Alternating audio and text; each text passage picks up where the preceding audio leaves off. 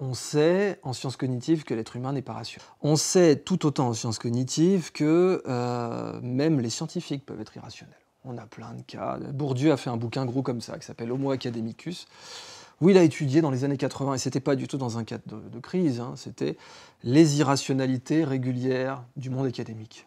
Bon, mais c'est vieux, hein. Je veux dire, même Homo Academicus, c'est les années 80. Bon. Avant, on avait eu l'expérience de Rosenan, psychiatre qui veut tester la reproductibilité de la psychiatrie. Alors, il envoie des faux patients dans des cliniques psychiatriques, il les fait jouer les syndromes de la schizophrénie, puis il leur dit, vous arrêtez de jouer, évidemment. Hein. Premier jour où vous êtes interné, vous arrêtez de jouer, puis vous regardez combien de temps il faut à la faculté pour vous faire sortir. Alors là, c'est assez horrible, c'est 18 mois. 18 mois, on a des patients. Puis alors, on a eu des trucs, des biais de confirmation, c'est-à-dire on avait des faux patients, des acteurs, qui étaient à la cafétéria en train d'aller chercher leur nourriture, et on a des internes en psychiatrie qui écoutent leur professeur leur dire, vous voyez, ça c'est un syndrome typique d'acquisition orale.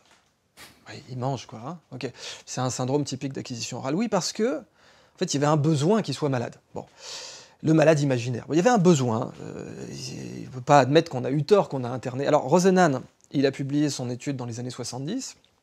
Évidemment, tous les services de psychiatrie des États-Unis ont immédiatement appelé en disant « ça ne serait jamais arrivé chez nous. Vous avez mis en évidence des brebis galeuses. » Bon. Alors, qu'est-ce qu'il a fait, l'ami Rosenan? Il a appelé ces gens-là, il leur a dit « très bien, on va tester. » Parce qu'après tout, en science, il faut tester. Bon.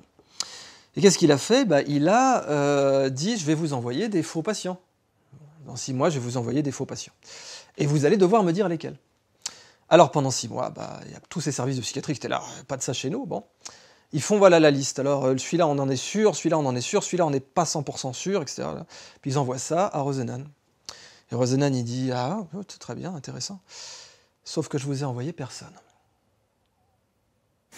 Et là on a 14 services de psychiatrie qui, juste parce qu'un type avait dit « je vous ai envoyé des gens », ont vu des faux malades chez eux. C'est des gars qui ont bac plus 14, hein. Des psychiatres de métier, Bac plus 14, plus 20-30 ans de pratique clinique.